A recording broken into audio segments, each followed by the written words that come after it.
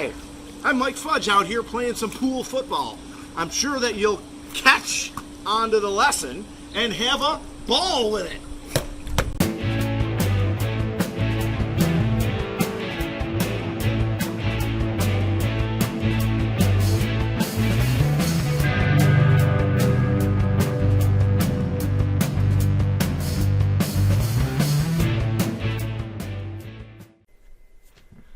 Okay, over these next 2 units, we are going to deep dive into the SQL select statement, which is the statement that you use when you want to write database queries. It's probably the most popular statement.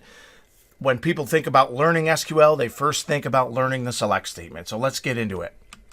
So here's our agenda. We're going to look at various aspects of the SQL select statement for this unit, and they will be column projections and aliasing, using the where clause, using the order by clause, and then we're going to start to look at table joins, and we'll look at inner joins and outer joins and self-referencing joins. And that will complete the first half of what we need to know about the select statement. So the SQL select statement, as I already made note of before, is the most popular statement in the SQL language, and it's very complex. There's a lot of moving pieces and parts to it. It can do quite a bit. Sometimes the syntax isn't quite as intuitive as you would think, which is why we spend 2 full weeks on it. We use the select statement to query data, and querying basically means asking questions of your data. So if you've ever had to do things like how many students are going to be on the dean's list this semester, that's a query, and generally you can answer those queries by using the select statement, provided your data is stored in a relational database. Okay, and the queries can be simple, complex, and there's many different components to the select statement, as you'll see, and these are called clauses. So there's a where clause, there's a projection line, there's group by and having, which we'll learn in the next unit. There's the order by clause, there's the from clause. And these clauses affect the operation of the command itself, and most of these queries are intuitive. Most of them are. After a while, when it starts to get counterintuitive, as we'll see maybe in the next unit, there's ways to combat the counterintuitive nature of the select statement.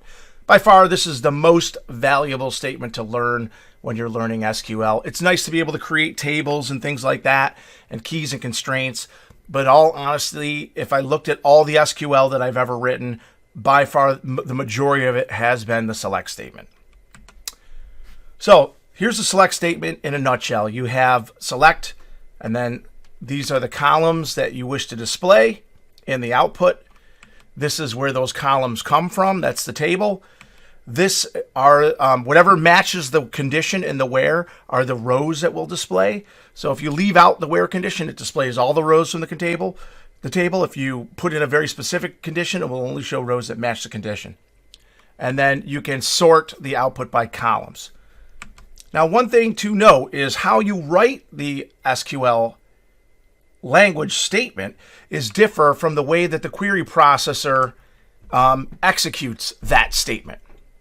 Basically, we write it as select, and then we say top or distinct, and then we have our columns, then we say from, where, order by.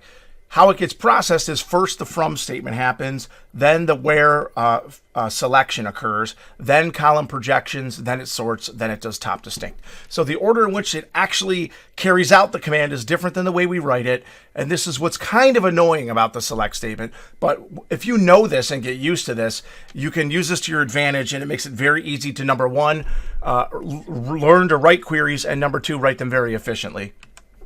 So let's go through an example. So let's look at this select statement. Select top 5. These are the columns from this table, where this, order by that. The very first thing that happens is we pull in this employees table, which has 67 rows and 12 columns. Then the next thing that happens is we filter that down to the only rows that match. So now we get 15 rows and 12 columns because of this where clause. Then the third thing that happens is we project only the columns we want. So now we have 15 rows and only these 3 columns. Then the last thing that we would do, or the next thing that we would do, is order this output so that this column's data is first in descending order. So the higher pay rates are first. And then the very last thing we do is only ask for 5 of those rows. So this gives you an idea of the query processing order.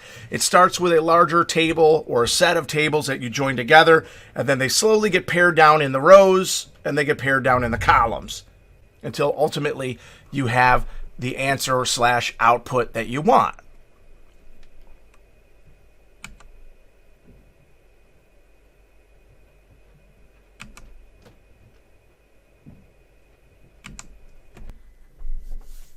All right, let's talk a little bit about the projection line in the select statement. So projections determine the columns to show in the query output. It's one of the first things that you write is you write select, and then these are the columns I want, and this is where they come from. This is the table that they come from. So for example, if I had this table of students here, I would apply a projection to only ask for student name and student GPA. This would not affect any of the rows. It would only affect the columns I see in the output. So if you see here, I have 4 rows in the original table, and I still have 4 rows in the projected query because I only use the projection line to filter the columns, not the rows. So projections. If we don't know the columns, we can use the asterisk to project all the columns in the table in the from clause. Okay? Since the output is not a table, we can project the same column multiple times.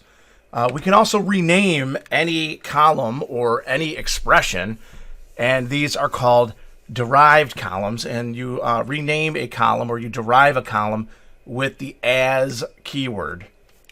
So knowing that, you might say, well, what kind of expressions can I build? And if you're familiar with any other programming language, you can use the arithmetic operators, addition, subtraction, multiplication, division, remainder, and concatenation to apply an expression in SQL.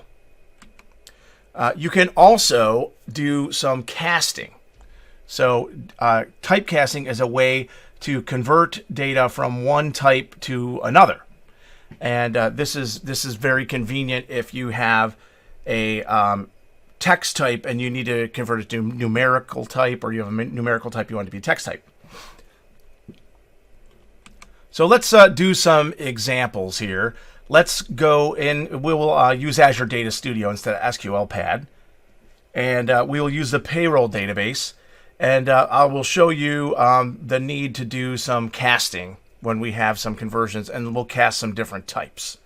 Okay, and do some column aliasing. Let's get into the example. Okay, so here I am in Azure Data Studio, and let me just start out with, select star from employees. This will give me all the employees in the payroll database. There we go.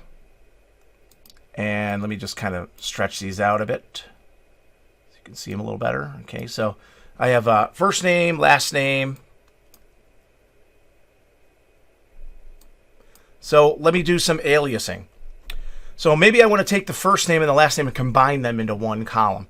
I can do that pretty easily. I'm going to give it some space. Employee first name. First name.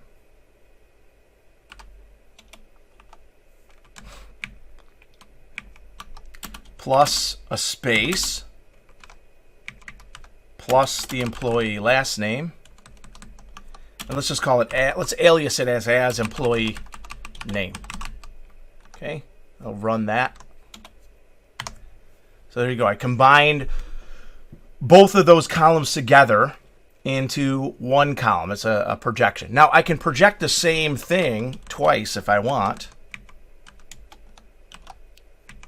And as long as I put a comma between the things I'm projecting, there's no reason that you can't project the same thing twice or project two things with the same name. For example, let me put the star back in here. And you'll see that I have employee name and then employee ID. And then I have employee SSN. I could take this and call this employee ID. It doesn't matter that it's the same, because these aren't columns in a table. These are just names, labels for the output. Okay, so I can call them whatever I want. And I can rename existing columns. Like maybe I want to say employee ID as ID. And then employee name.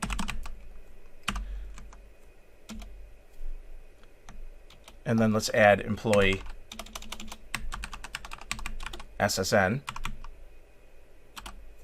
Okay, so this one's aliased, this one is aliased, and this one is not. That's fine. If you have a derived column but don't alias it, it just says no column name in the output. See that? No column name. That means you've derived a column, but you haven't given it a name. Okay. So let me show you where casting comes into play. Now, before I, show you an example, let's just run through some really basic things with cast. What I'm going to do is I'm going to take this code here, and let me just do this. I'm going to comment it all out. Okay. And then I'm going to write some other code above it just to show you some stuff. So if I say select 1, or let's do 1 like this, and run that, I get the value 1 with no column name. So I can say 1 as number, and then I can get, an alias for that column name. Now, if I put a 1 in here like this, and then I go to add to it a 2, it should be 3, right? But what we get is 12, because it takes the 1 and it adds a 2 to it, and it makes 1, 2, which is 12. So if I really want to add these, I have to cast these. So if I cast that 1 as an int, and then I add to it the cast of this 2 as an int, this changes the type. And then I get 3, because it actually treats this 1 as a number, and it treats this 2 as a number. Okay, so that's basically how typecasting works. It allows you to change the type of whatever you have here to this type. Now, not everything will automatically change to the type you want. Like, I can't convert 1 to a date type because it doesn't know how to do that, right? It just, it's incompatible, right? So operand type clash. That is not a date, so I can't convert it to a date. But if I gave it a date, like 2020 0102, right? That's a date, but I can't add that date to this date, right? But I could do that, and I'll just say, as date 2, and that will cast just fine. So now this is a date. Now you might say, it doesn't look like a date to me. How do I know it's a date? Well, if I take that date, I can add another date to it, and I'll get another date. So that's how you'd figure that out. Okay, so let's go back to our example and really use a cast. So what I might want to do here is have this ID have like a letter in front of it, like one, like, or after it, like 1A or 2A or something like that. So I'm gonna do this. I'm gonna say employee ID plus an A, right? And then that's not going to work because A is a varchar and employee ID is an int. So this means I have to do a cast. So if I cast employee ID as varchar, and I don't need to specify the size, it will figure the size out automatically. Then I get what I want: 1A, 2A, 3A, 4A, and then 10A, 11A. So that's just a way to do that. So basically, this is column projections. This is casting and doing column aliasing.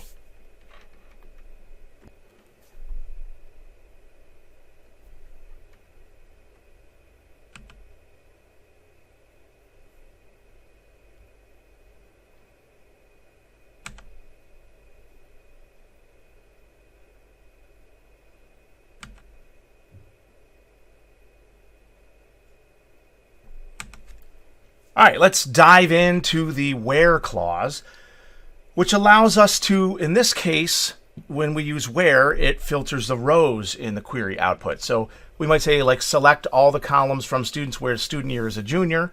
And again, I have my same four rows as before, but now I will not eliminate the columns as I did before. I'm going to eliminate the rows. So the selection will reduce the number of rows to those that only match the where condition. So the where condition is a Boolean expression. It evaluates the true or false. And if it's true for the row, it's added. So it will ask, are you a freshman? Does your student year equal junior? No, you're a freshman. You're not in the output. Does your student year equal junior? Yes, you are in the output. Does your student year equal junior? Yes, you're in the output. Does your student year equal junior? No, fill in the cup. You are not. You're a senior. You're not in the output. Does not filter any columns. It only filters rows. If you want to pare down the columns, you use the projection line. If where is omitted, all the rows are returned. The condition that we see in where is called a Boolean expression. Boolean means it evaluates the true or false. It's applied to every row in the from clause. And we use relational operators and logical operators. So here are the relational operators in SQL. Equal, not equal, greater than, less than, greater than or equal to, less than or equal to. You know all those. Those are pretty simple. You'll find those in just about every programming language as well as in middle school math classes. Now we have the set operators. There's in, so like is 4 in this set of 2, 4, 6, 8? Yes. And we have set exclusion, are eggs not in bacon, cheese, and toast. And then we can check for null. Is null, is not null. So you can say, is this column have a value of null, or means it's missing a value? So you say is null, and then is not null. And then we have between for range checking, like between 0 and 4, or between 0 and 100. And then we have pattern matching, like is used to match Michael, MI, and whatever. And then we have not like. And then there are logical operators such as and, or, and not. And these are used to combine relational operators together. So you can say the customer phone is like 315 and the customer email is like Gmail. So this would say the phone number begins with a 315 and the email ends with gmail.com. This one here is or. So the way and works is it's only true when both are true. So you have to have an email that begins with ends in Gmail, and you have to have a phone number that begins with 315, or else it's not going to show the output. Or is true when one of them is true, or both. So student GPA bigger than 3.4 or student GPA less than 2.0. These are people that are either in academic warning or on the dean's list, for example. And then not just negates the expression. So not employee department equals toys is the same as employee department not equal toys.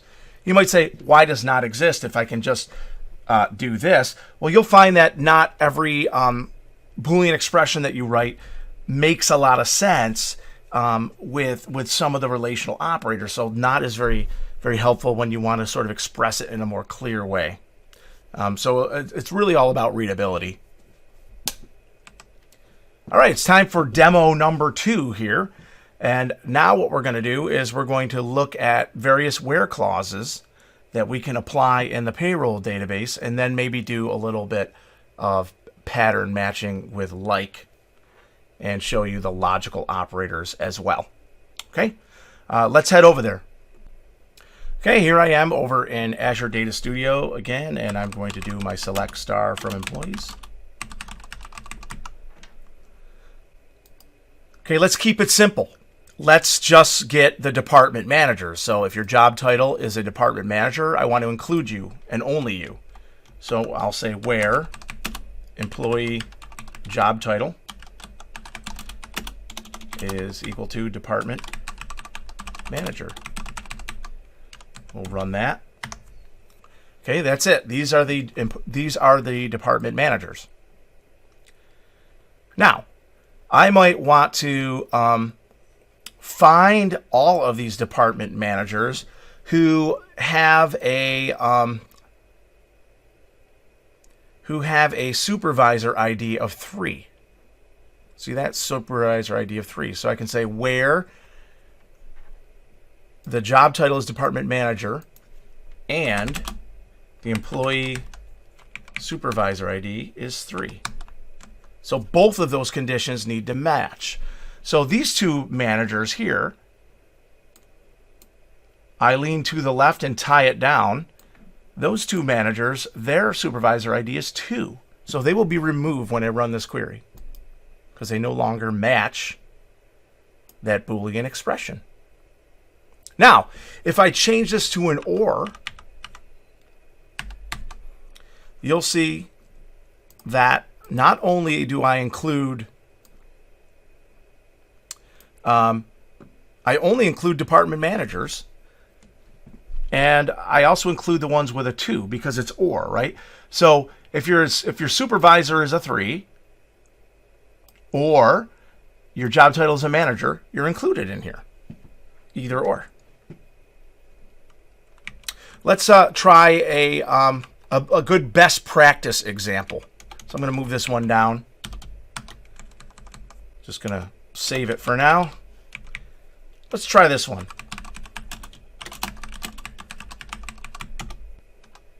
So there are various departments here, you'll see. There's the clothing department, electronics, customer service, toys. Let's suppose we want the people in the toys department, where employee department is equal to toys.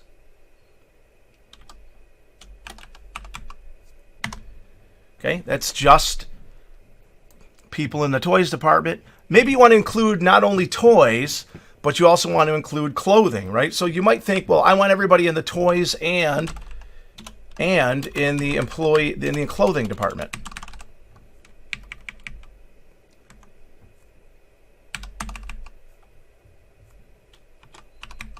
You might think that this is a way to do it.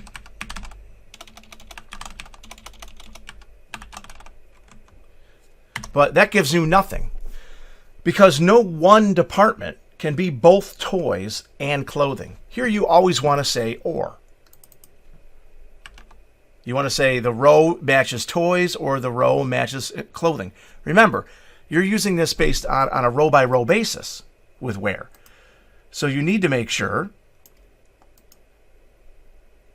that because you're doing this on a row-by-row basis, that there's no two columns can have more than one value in them, right? There's just a single atomic piece of data at the intersection of row and column. All right, so this is a great example of where OR becomes important. Now, let's talk about something else. Let's suppose we want, you might think, can I do it? Well, first of all, you might think, why can't I just do it like this? Right? You might think, why can't I do it like this? Again, this gives you an error. And the reason it gives you an error is because this is not a Boolean expression. Remember, it has to be a Boolean expression. It has to evaluate the true or false. This evaluates the true or false. This is just clothing. So that's why you need to include the employee department twice, because you are making a comparison of clothing to something. So you need to make sure you include the department. Okay. So now let's suppose I want to take these people and then only show the sales associates in here, right? So you might say, all right, well, I'm going to do this and say, and employee job title is sales associate.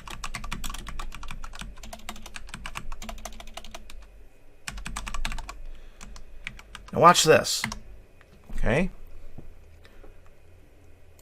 So sales associate, sales associate, sales associate, but I have a department manager here.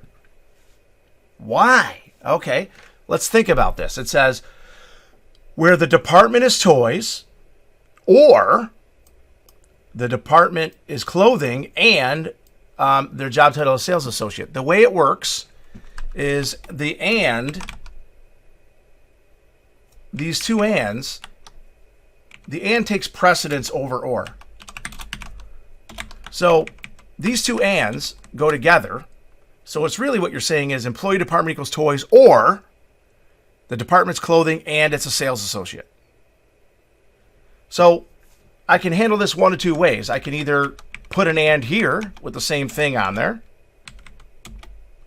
So it gets really ugly really fast, like this, where the department is toys and they're a sales associate, or the department is clothing and they're a sales associate. That gives me what I want. Okay. Just toys and clothing. Just sales associates. See that? But this looks really kind of nasty. So one thing you can do is use parentheses. So you say where this or this, and that. So now this forces the or to happen, and then it combines the or with the and this gives you the same kind of results.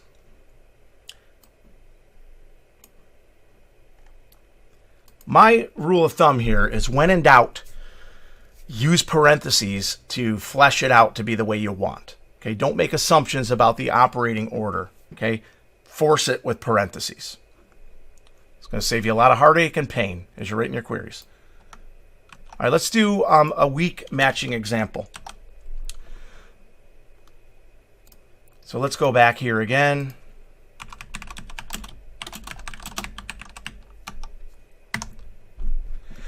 And over here we've got some different departments. And let's find all the departments that begin with a C. So where employee department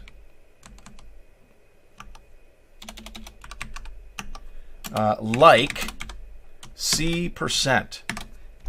Starts with a C, and then anything you want can come after it. That's what the wildcard percent means. So if I look, I got customer service and clothing. Okay, now, let's play another game. Let's say I want the third digit of the SSN to be a 1. So, and employee SSN like, and then space 1%. So I want 2 spaces and then a 1. I want that third digit to be a 1. All right, now if you look at this output, the SSN column, the third digit in the SSN column is a 1. See that? 1, 1, 1, 1, 1. And of course, they're all still departments that begin with a C. So that's how you use weak pattern matching with the like operator. Very cool. Okay.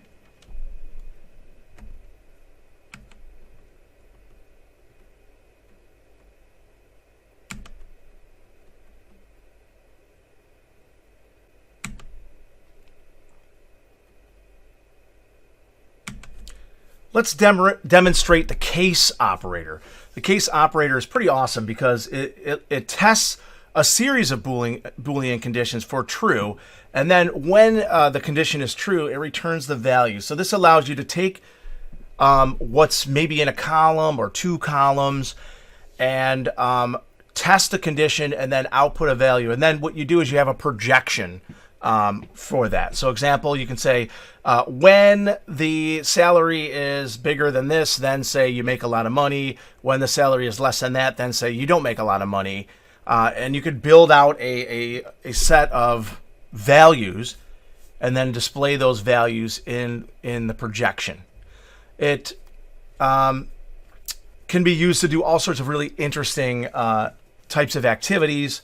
But mainly what it's used for is building categories or classifying things that aren't otherwise available to do so in your data. So how about a quick demo of how to use the case statement?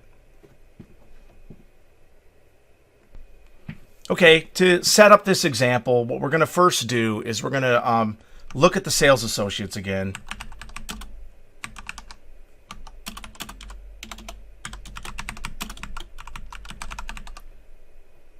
And then we are going to sort it. And we're going to sort it by the pay rate. Pay rate. Like that. Okay? There we go. So these are all the sales associates, and then we're looking at their pay rates, and then these people make, you know, a little bit of pay, and then these folks at the bottom are at the high end. Okay, so let's make some cutoffs here. Let's just generically make some cutoffs. Let's say anybody that's $18.50 and lower is in the low pay band. So I'm going to do this. I'm going to put this first. Actually, we're going to be more specific with our columns here, just to smooth things out a bit. Let's do this. Let's do first name, last name, employee pay rate. There we go. Good. A little easier to digest. Now let's add a case statement in here. Let's do this. Let's say case when the employee pay rate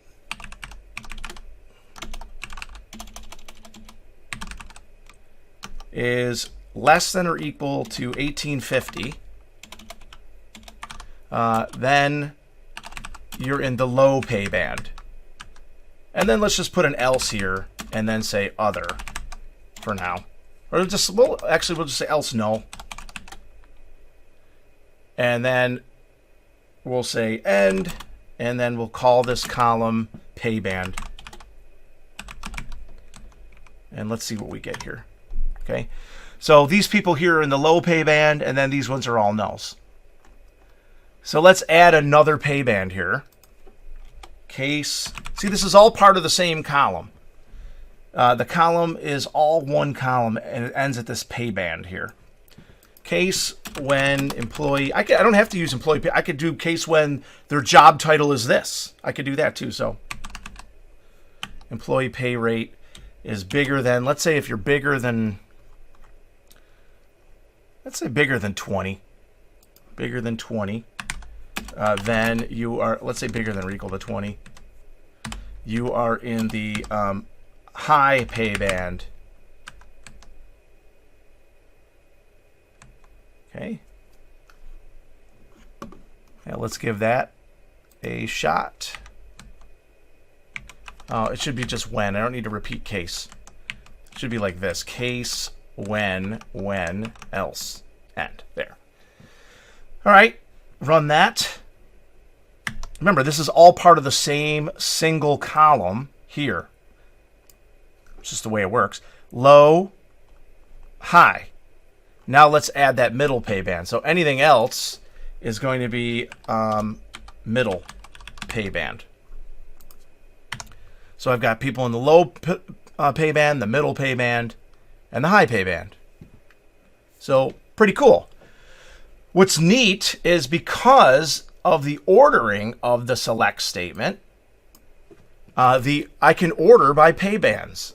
I could say order by pay band. And this works because this name is known after the projection, right? So after the projection happens, the order by statement happens. So the order by statement is going to know about this column alias. So I can do that. I got to spell it right. Band, high, low, middle. It's sorting them alphabetically, right? But you can do it, which is the point. You can do it. Let's go back to the way it was sorted by pay rate, because that makes more sense. Low, middle, high. Good. Now, let's suppose you were in charge of this and you just wanted to report the people in the middle pay band.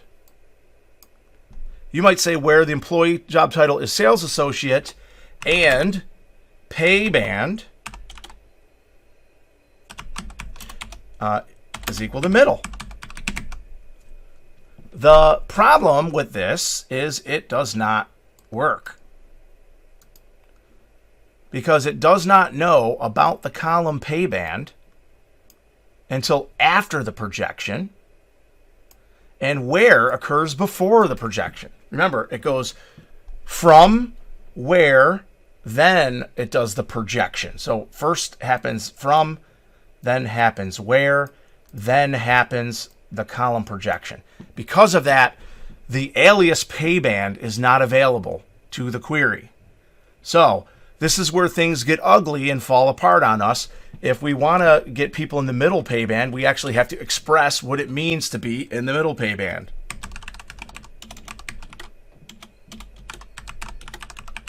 Is bigger than 1850 and employee pay rate is less than 20. That's what it means to be in the middle pay band. And so that's how you have to express it, unfortunately. And there's no easy way around that yet. We're going to learn in the next unit that there is a way that you can sort of simplify this a wee bit by making what's called a temporary name for your query. Okay, so that's the case statement.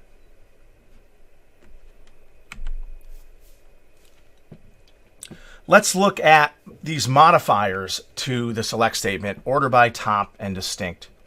So when you want to sort output, you use the order by clause.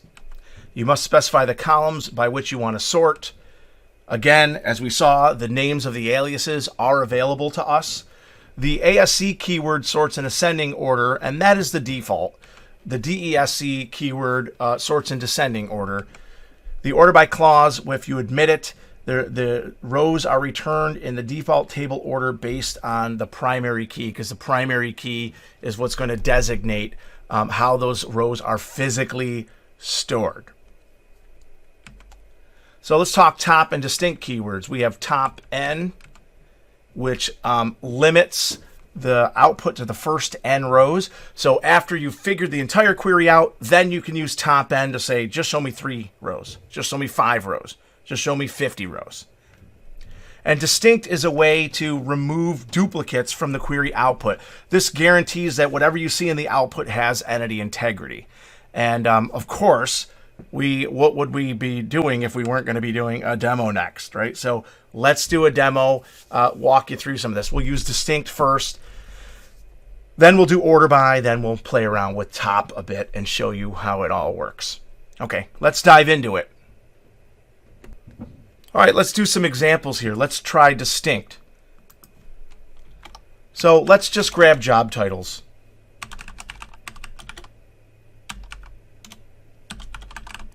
This is all the job titles.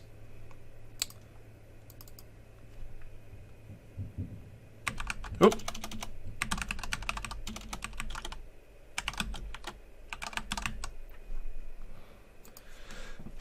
Oh, hold on a second. All right, I think I figured it out. So you'll notice that some of these job titles repeat. So this output does not have entity integrity because I cannot differentiate between this row and that row. Yeah, they're numbered over here, but that's something that the query tool does. That's not in the output. See, there's no column here. That's just there so that an old guy like me knows that this is the 13th row. Okay, so how do you just get this so it has entity integrity? This is where distinct comes in. So this output here, the very last thing that happens with distinct is it removes any additional rows from the output. So now I just get the 4 different job titles that are available in this database table. So likewise, I could do something similar with departments.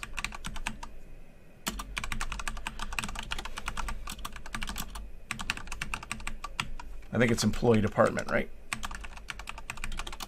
Knowing your columns is half the battle. It's the biggest challenge of writing the queries. So there we go. Those are all the departments. You see some of them repeat. As a matter of fact, let me order by.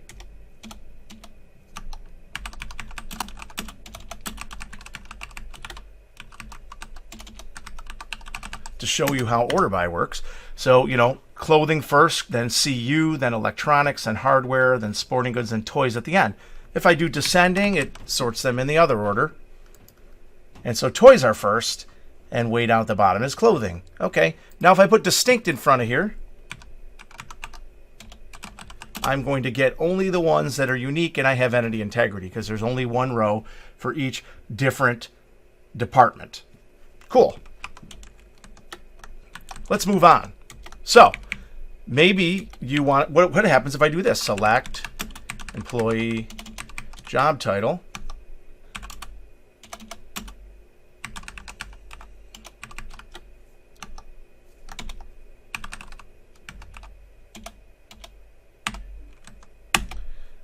From employees.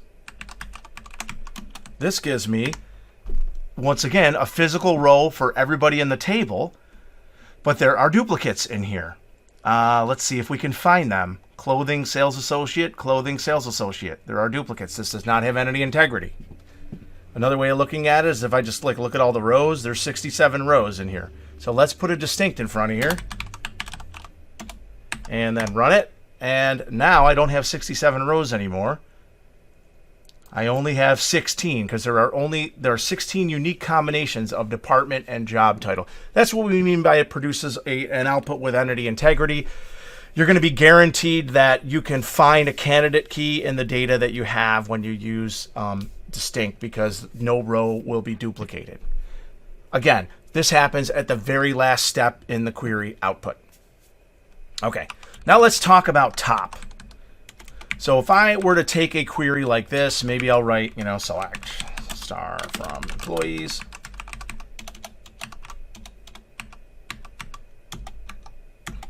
Where employee job title is sales associate, order by, oh, by the way, I could put all these on one line. It just makes it very difficult to read, right? Order by employee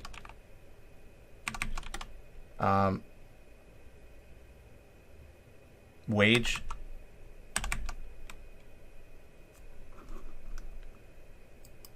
Oh, it's not employee wage. So let me go over here. I'm going to use payroll. It's called employee pay rate. See? Knowing these is half the battle. Employee pay rate.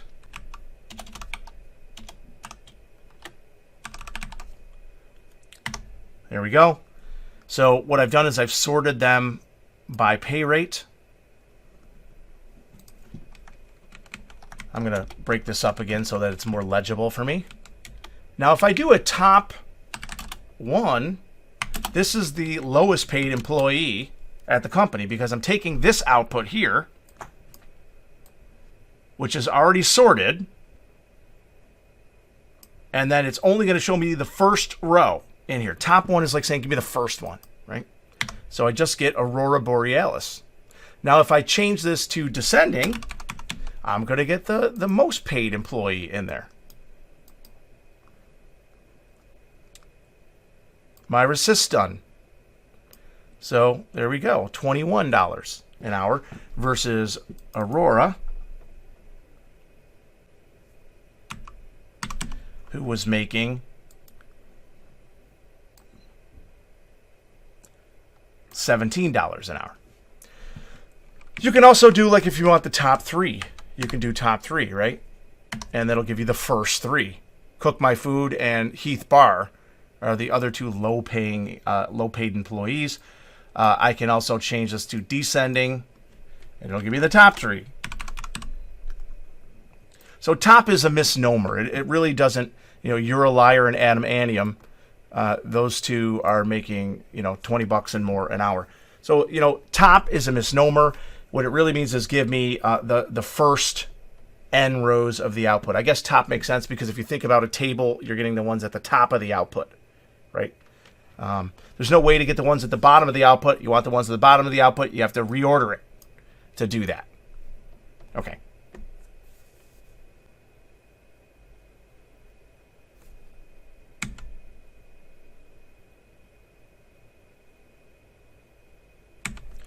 All right, now it's time to talk about joins. Now, it's difficult to talk about joins unless we first discuss what an internal model looks like, because you have to have an understanding of how tables could be joined together and why. Basically, you have these boxes, and the boxes represent a table, and then the line in the internal model represents the foreign key between the columns, and the gold key part points to the primary key table, the referencing table, and the link side points to the foreign key where the foreign key actually exists in the paychecks table.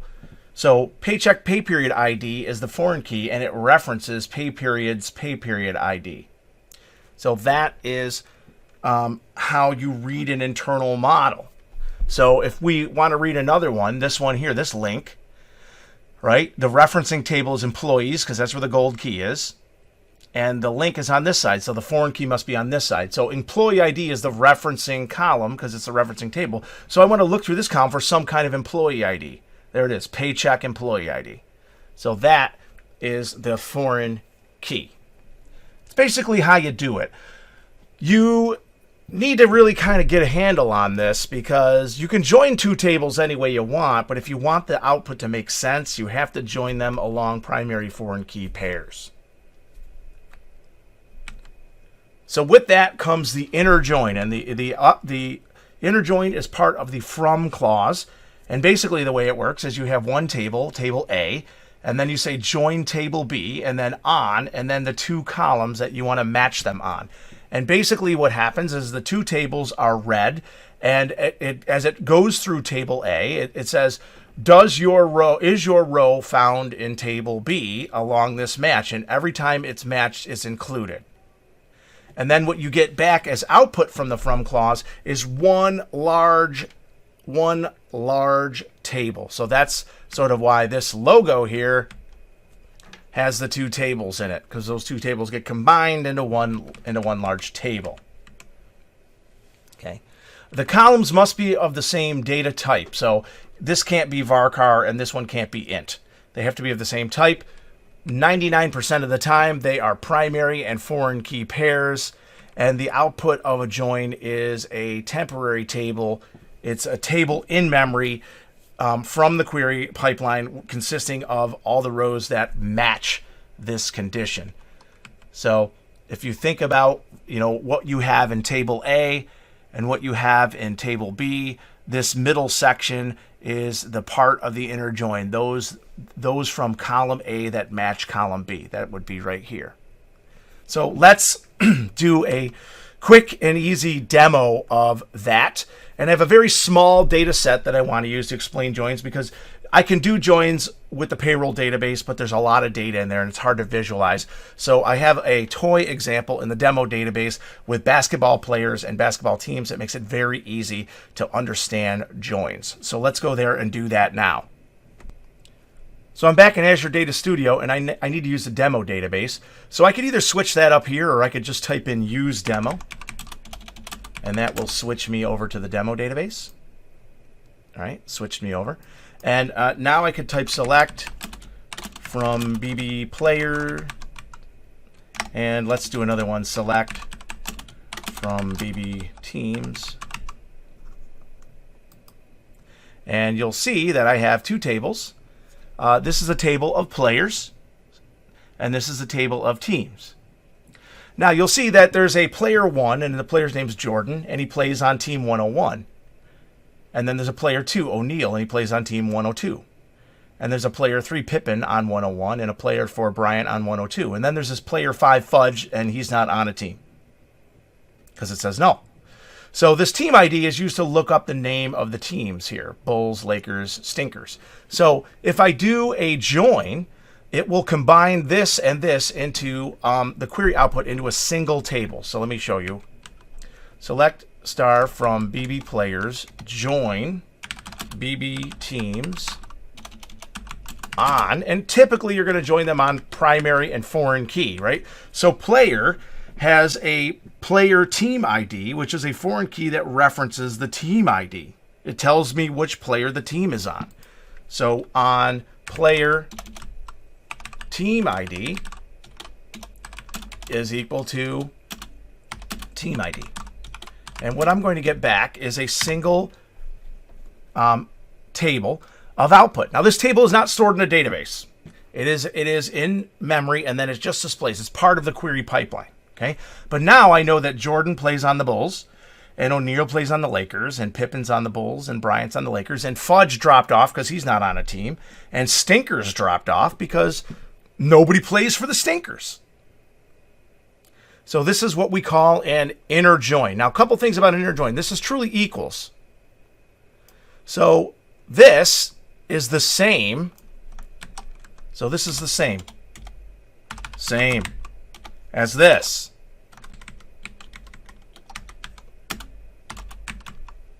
That's the same.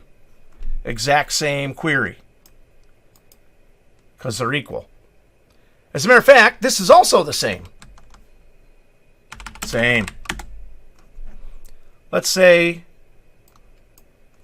select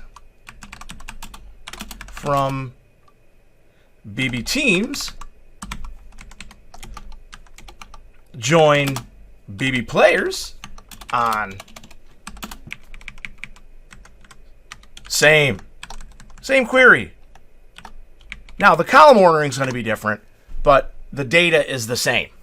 Still has the team, still has the players, still matches player to team. Okay, that is an inner join. I can join these on team ID equals player ID. I can do this. There's nothing that says I cannot do this. I can do this. The only problem is this is not how they should be joined. And what it does is it produces output that doesn't make any sense because there is no team ID that matches the player ID. If I were to go back and show you again,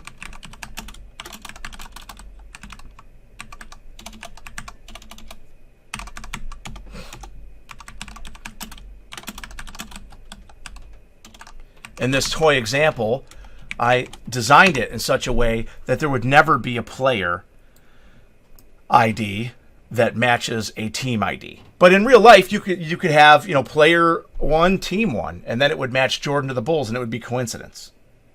Okay, this is why you want to use the foreign key, right? The foreign key is the existence of values in a referring primary table, usually to establish some kind of business rule. Okay, in this case, it's who plays on what team. Right? So you can answer the question pretty easily by running this, and then I can say, all right, now I just want to see who plays on the Bulls, where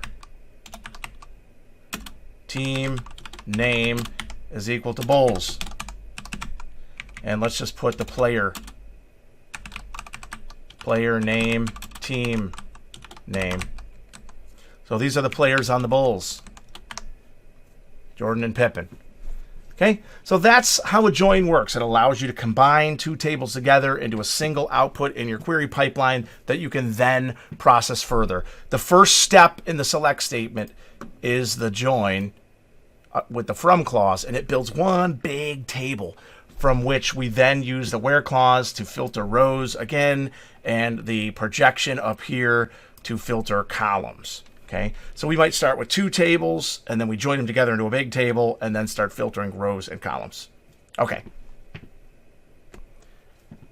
If that were enough with joins, that'd be fine, but it's not. There's more to joins than that. So first up is the outer join, the left outer join. And a left outer join, what we do is it looks like a regular join, except it has left in front. So what does the left mean? It says all rows in table A are included, including those matching the on condition. So in addition to this little centerpiece right here, you're also getting all of table A. So I could use a left outer join to get all the players on the teams, including players that are not on a team. And I could also use it to get all teams and get the players on the teams including teams with no players. It all depends on what the first table is. This word left means this table on the left side is the one that includes all physical rows from its table. Likewise, there's a right outer join, and the right outer join works just like the left outer join with the tables reversed. So it joins A to B on matches, but includes all rows, all physical rows from table B, matching the on condition. And left and right determine which table participates in the outer join. So when I say right join, it's the table on the right that participates in the outer join. If I change this to a left join, it's the table on the left. So A right join B is the same as B left join A. It's the same thing because left and right are relative to the participating table in the join. So in this case, because it's a right join, I get everything in the middle, but I also get all of table B. Okay. So let's contrast that with a full outer join. And so this should say full outer join, not right outer join. I apologize. So in a full outer join, it does exactly what you think. It includes all physical rows from A and B and additionally the rows that match. So it's like performing a left and a right together. So if there's 10 rows in table A and 15 rows in table B, and 5 rows that match, I'm going to get the 5 rows that match plus the 10 rows from table A that don't match plus the other 15 rows from table B that don't match. That's what I'm going to get in the output. I'm going to get all of A, all of B, and then all the rows that match A and B simultaneously. So let's continue on and write some outer joins. And with the outer joins, I will also show you how to do a null check and do what's called an exception query so that you can find the customer that doesn't have any orders or the order that, heaven forbid, isn't been assigned to a customer. In this case, we'll use it to find players that aren't on teams and teams without any players. Even though you can visibly see that with the small tables, the point of doing this with small tables is so not only can you visualize it, but you can also write it and see how it works relatively easily. Okay, first up, let's get a list of all the players with their team names, including me, who does not play on a team because I'm a horrible basketball player and I'm not a professional. So I would do this. I would say select from, and then my left table should be players. And then I want to left join that to BB teams on the same primary foreign key as before, team ID, player, team ID. And let's see what that gives us. I'm actually going to move this down like this. There we go.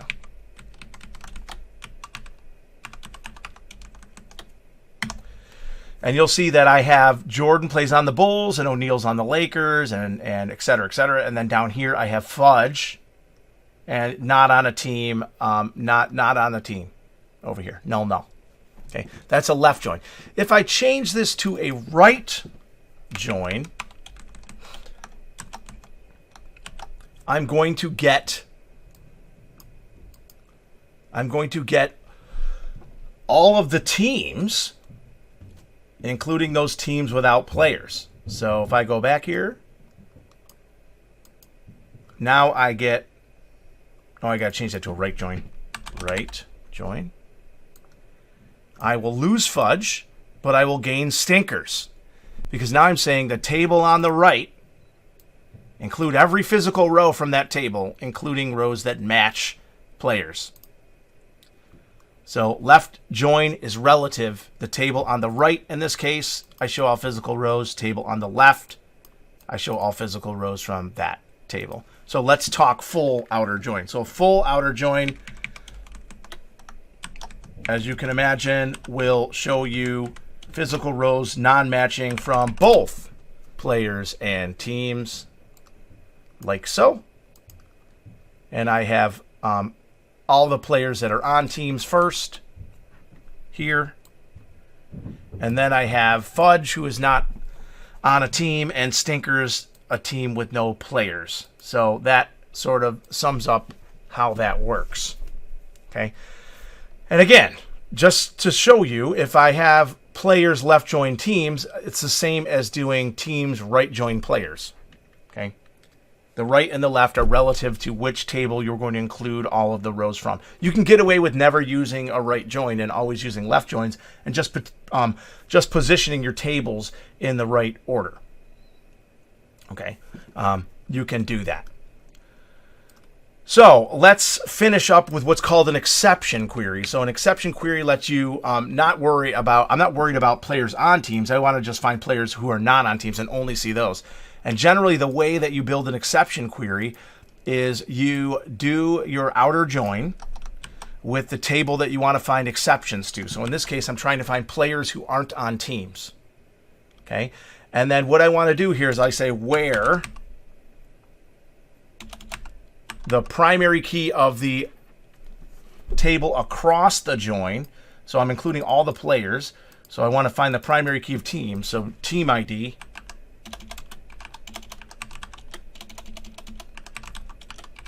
is null. And this will give me only the player that's not on a team because he has a team ID of null.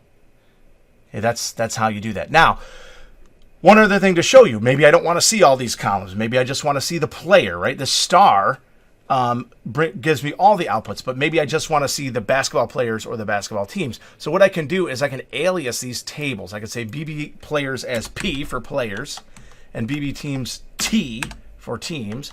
And then over here I have to finish this out. Now it's T.teamID and it's P.playerTeamID. And I'm checking where T.teamID is null. And then up here I could just say, show me all the players. So now I just get just player information. So I don't see any team information, which is all null here because obviously there's no value across this join when I'm looking for that team ID. So that's table aliasing, and it's very useful when you have when you want to show in the projection all of one table in the join, but you don't want to list every single column in the table. This can be a problem when there's lots of columns in the table. So table aliasing is useful. Just like we had column aliasing, there's table aliasing.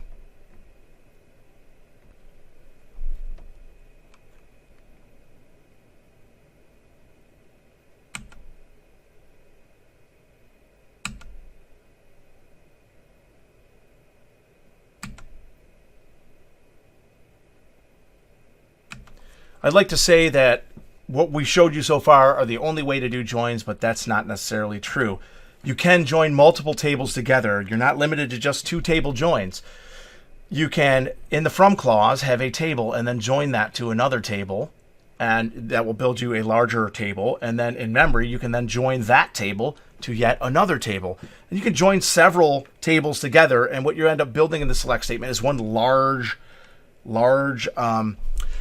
in-memory table that you can use to then slice up with that where or that projection to get the information you want out.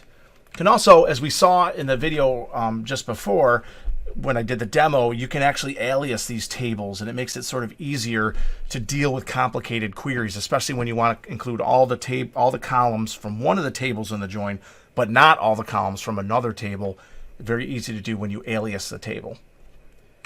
You can also join tables to themselves, as we will demo in this last segment. We're going to go back to Azure Data Studio. We're going to use the payroll database, and we're going to join tables a couple of ways. We'll do a 3-table join, and we'll also do some aliasing, and then do a self-join. Okay? All right, let's imagine we're going to build out a like a paycheck, a printable paycheck. We would need to have the data that the paycheck was issued and stuff like that. There's a paychecks table here, right?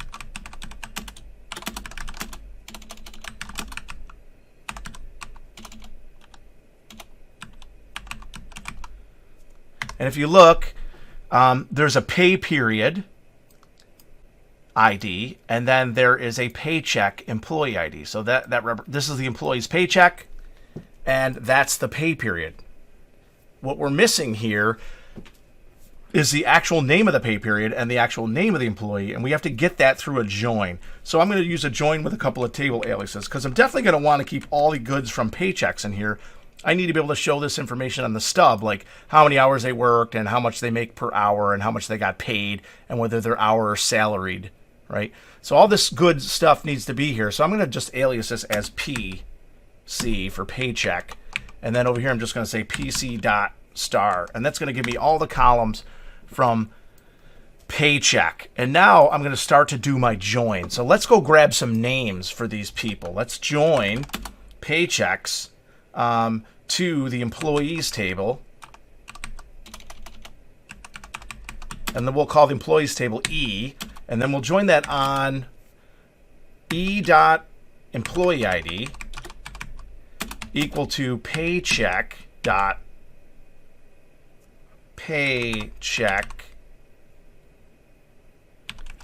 employee ID.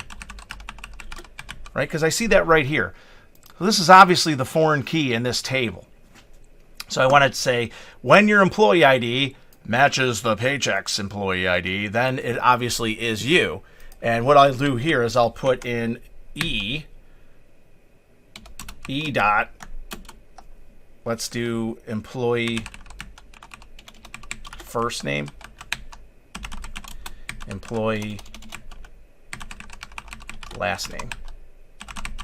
Okay, and then all the paycheck information. Let's see what we get here. So Juniper, Gamble Moore, and then that is the employee's name, and then that's how much they got paid. Now, if you don't believe me, I can sort them by employee ID so we can see that they're all the same. So order by PC employee ID, paycheck employee ID. Okay, this will give you a chance to. So Michael Fudge, I got a paycheck, got a paycheck, got a paycheck, got a paycheck, got a paycheck. And there's me getting paid. Now, you don't know when this is. Now, you can kind of read through it. It's 2018, January 26th. You see that? But it would be nice to join the pay periods to the pay periods table to get this information. So I'm going to add another join here. I'm going to say join pay periods.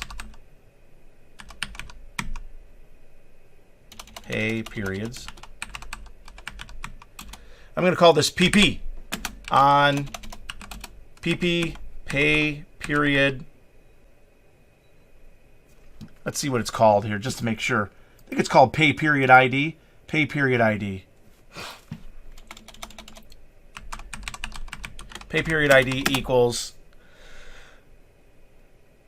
paycheck pay period ID. And up here, I'll have the employee's name. Then I'll also include the pay period. And then it's going to be the pay period date. So now I'm going to have included in here. Oh, it's called the paycheck pay period ID. Paycheck pay period ID. Yeah. All right, there we go. So I have my name, and then this is the date I got paid. And then here's all the goods from payroll. So if I scroll down to somebody who's a little more interesting than me, because I'm salaried, maybe I should filter it where they're not salaried, right? Because I have salary in here. Paycheck employee payroll type. Let's put a where in here. Where paycheck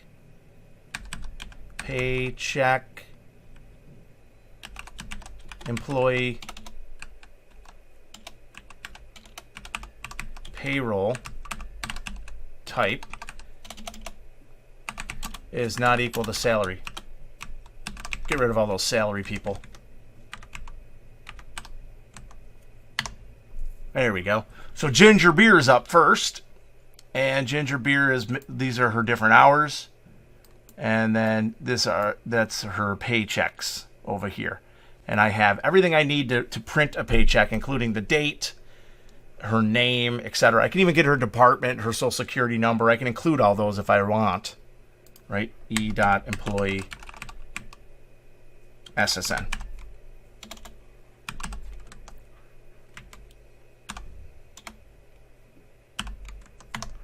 There, now I have her SSN as well. Very neat. So that is a good example of a pretty complicated query with a 3-table join. Now I can join more tables if I need to just by going out and walking around those foreign keys and getting the next one. inline. But this definitely solves a important problem. So if I filter this on a very certain date, if I were to, this data would be sent maybe to a website, and then you pick a date, and it would show you all the paychecks for that date. Or you could pick an employee, and it would show you all the paychecks for that employee. So it's a very useful query that I've made here. It serves a lot of purposes. Okay, now let's do a self join. So I'm going to take this here and we'll save that down here for now. And let's demonstrate a self join. So select. So in the employees column, I'm going to just show you this. I'm going to grab the, let's grab the employee ID, the employee name, first name, the employee last name, and the employee supervisor ID.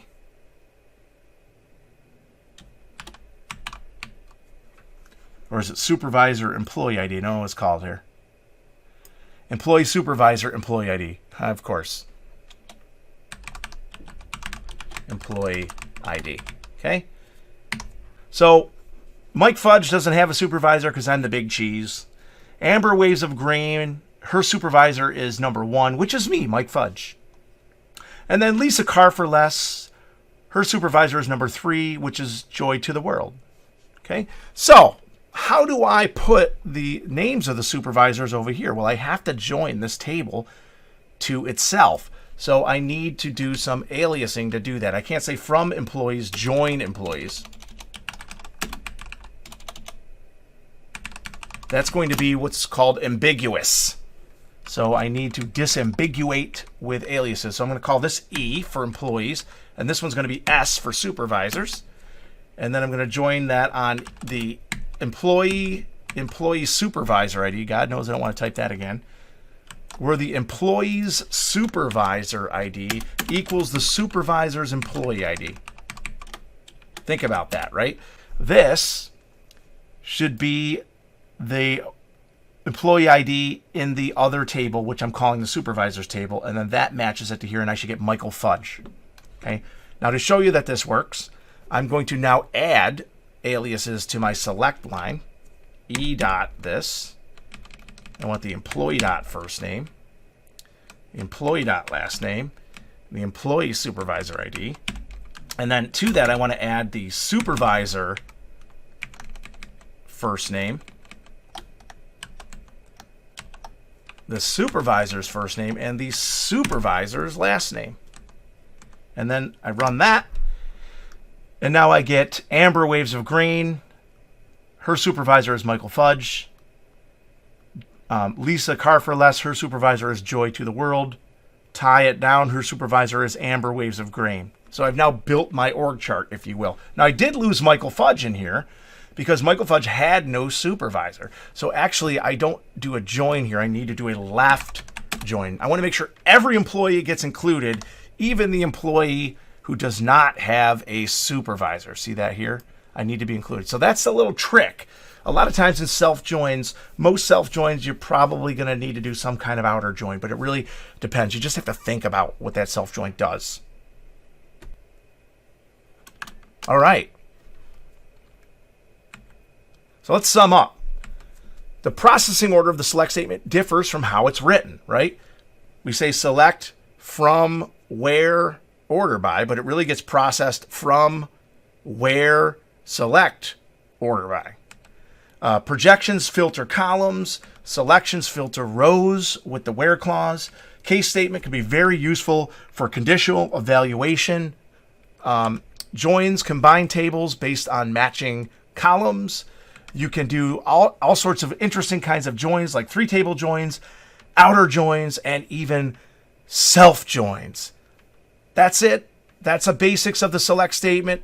More select in the next week. It's the most powerful statement in the SQL language, and it's used very often, and it's easy to learn and even easier to master with just the right amount of practice. So keep practicing at it.